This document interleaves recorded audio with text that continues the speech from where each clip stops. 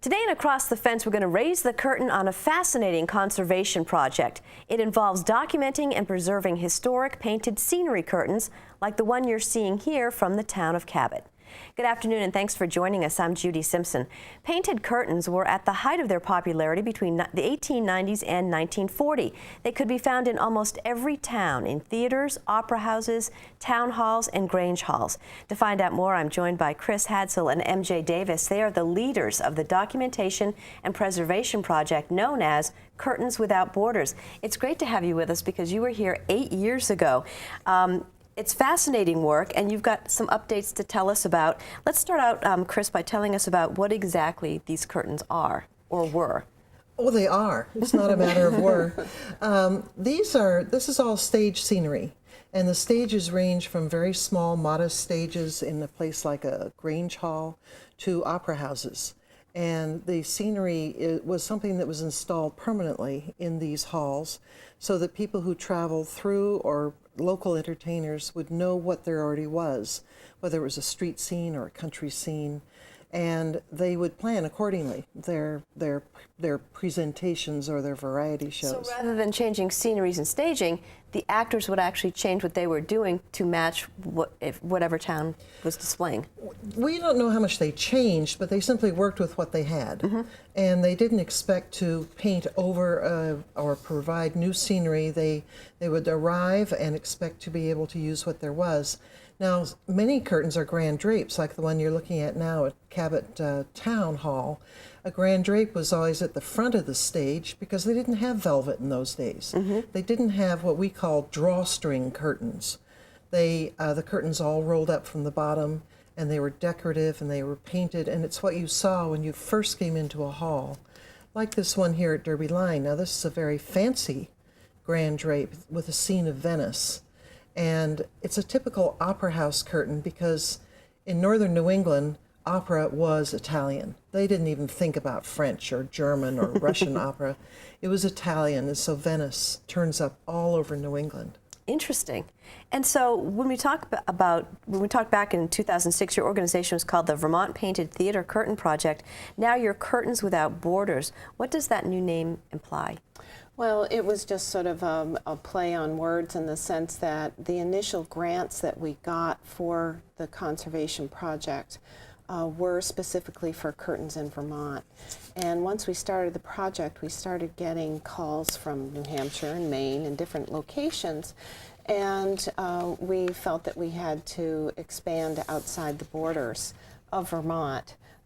So that was how the name came about. Well, that's terrific. Is it fair to say that you each bring sort of different areas of expertise to the work? Yes, I am an art conservator, and Chris is an extremely organized executive director type person. So she does the organizational ends of things, contacting the sites, and then I organize the work when we're on site actually and doing the hands-on work with the actual curtains. And we do rely heavily on volunteers when we're on site, and we have to instruct them in the different cleaning methods that we need to use or different techniques, and we show them how to do this work, and they're a huge help. Is that all part of the deal as far as getting one of these projects sort of launched and finished, is to have the communities themselves really involved with it? Yes. Very much so, and in fact, we really were innovators in this. It's not normal for a conservation project to allow volunteers to handle the artwork, but we wanted people to be really part of the whole conservation project because these are their curtains. We don't own these curtains. We don't have any proprietary thinking about them. We want to put them back for the people on their stages. We're going away, so we want to leave behind people. We call them curtain caretakers. Mm-hmm. They're people that we've worked with. They're people who know how to raise them and lower them and watch out for new creases, people who will call us if something goes wrong. And it was part of how we thought about this public art from the very beginning, because all of this is public art. It's owned by people, not private. And we want people to see them, to use them, to appreciate them. And we will not be there when they're doing all this. So the volunteers are really important. And the good news is you're working on a book too, because obviously once you get interested in this project, you want to see all the curtains, but it's not possible to travel to every town that you've worked with in Vermont, New Hampshire, and Maine. Absolutely. The book will be called Suspended Worlds, another play on words. I like play on words. And this book is going to really be a celebration of curtains all over New England, Maine, New Hampshire, and Vermont. And it will be out in the spring. And you can find out about it on our website. But we also felt it was time to document what we've been doing for now 16 years. Amazing. And it was time to have a kind of a physical record.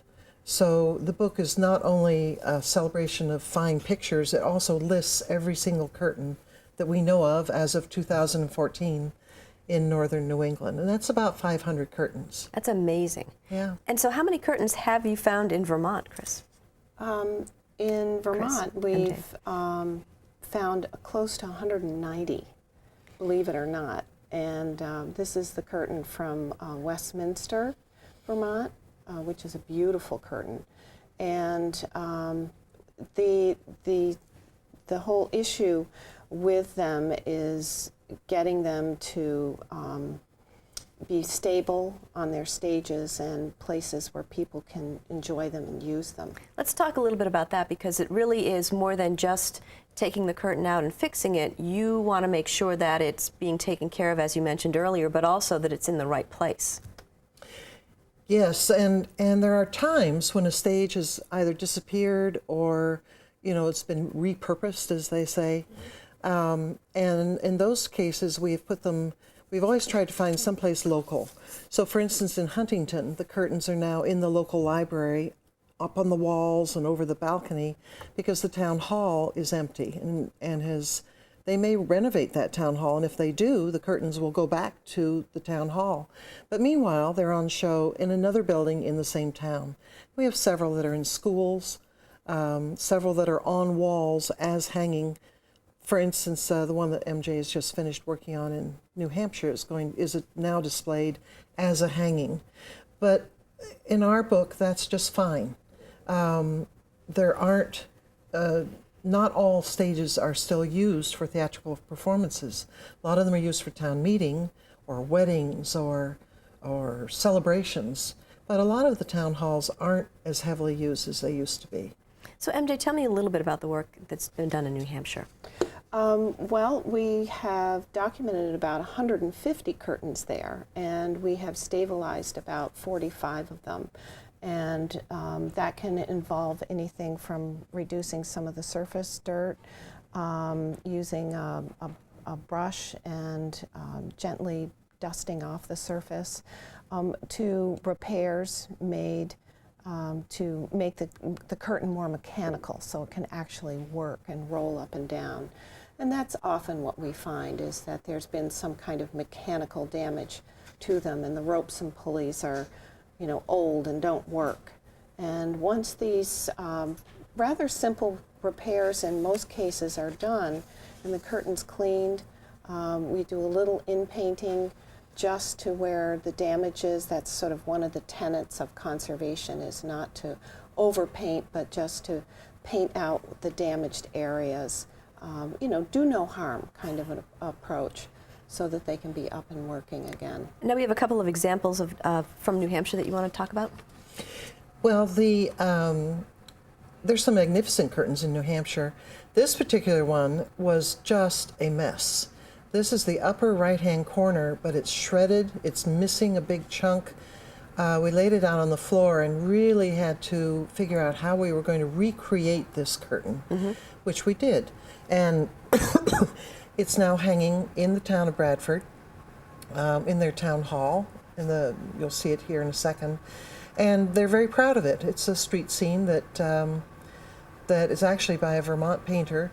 So that upper right-hand corner Incredible. Was not there, and now it is. That's amazing. And there's another one from Franklin that we want to take a look at too. Well, the one in Franklin we haven't worked on, but it's a magnificent curtain. It has the Old Man of the Mountain. Oh, nice. It's the only one with the Old Man of the Mountain, and it's not in terribly good condition. It needs some cleaning and some work.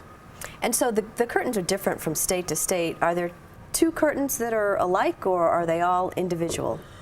They're all very different. I mean, each one is sort of its own entity, though I guess the similarity would be whether it were done by a scenic studio, and we've gotten pretty good at looking at a particular curtain and saying, oh, that's a Hust, or you know, that's from a different company. This is an individual artist here from Vermont, Charles Andrus, and that curtain is the Bakersfield curtain, which is owned by the Vermont Historical Society currently.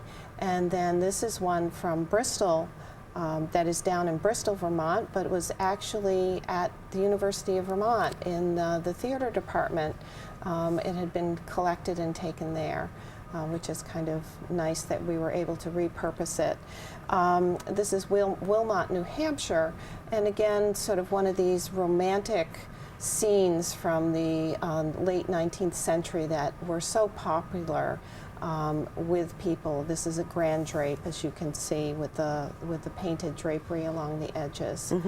And then Haverhill, New Hampshire, magnificent curtain, again with a romantic image in the center, and usually some kind of a border framing it, and the trompe-l'oeil curtain work around the sides. Quite lovely. This is Wallensburg, New York. Again, another grand drape with a romantic scene, and as you can see, all the studios or different artists had their own sort of technique and style. So they're the same, but they're different. And so what were the most challenging or difficult curtains that you worked on? Oh my goodness. Well, some of them are just still in storage because they are just not ready to be worked on. And then I would say that this one in West Thornton is a good example. You can still see the water stains up inside. Yeah. And it's actually rolled for storage. We simply wrapped it in Tyvek and left it on the stage. It's in a little Grange hall, and we hope someday to work on it. In Hardwick, the challenge here was simply the size. This curtain was huge. Huge. It's huge. What, 27 feet long? Wow. And just massive. And here, Robert Breyer, who is our rigger, Robert the rigger, here had to be contracted. This curtain weighs a lot, and it needed a huge tube. Look at that. Oh my goodness. There it is, completed. There it is. It's quite lovely. It's magnificent, by a Vermont artist, Charles Henry. And then I was just recently down in Laconia. This curtain was found in a barn, and we had to get it installed in the library, which involved wrapping and rolling it and getting it up through the center oculi. And here it is installed with the help again of Robert. And I just finished the in-painting there yesterday. Well, I hate to ask you this, but do you have a favorite? I do. I love the curtain at the Brownington Grange. And it is just, it has sort of a Maxfield Parish to it, but I live in Newark, Vermont, and there's Willoughby Gap, which I can see from my house. So that's my favorite. Nice. How about you, Chris? Well, I love the Burlington curtain, partly because I had to go to Maine to buy it at an auction. Brought it home in the back of my car, all folded up, and now it hangs at City Hall in Burlington, and is brought down for first night and special occasions. It has Burlington ads on it, including Lipa's, which is still there. Wonderful. Now, how can viewers find out more about the work that you're doing in your upcoming book? Well, we have a website, Curtains Without Borders, curtainswithoutborders.org or .com, both of them. And you can email me at curtainswithoutborders@gmail.com. And MJ and I are all over the place. You can find us. We have the book. Information about the book is on the website. There will be a lot more about that next spring when it finally comes out. That's wonderful, and it'd be a lot of fun just to kind of take some travels around and poke around and find these curtains and see them for yourselves. It's pretty magnificent work. Yes. Yeah. Well, I want to thank you both for joining me today. Thank you very much. Thank That's you, our Judy. program for today. I'm Judy Simpson. We'll see you again next time on Across the Fence.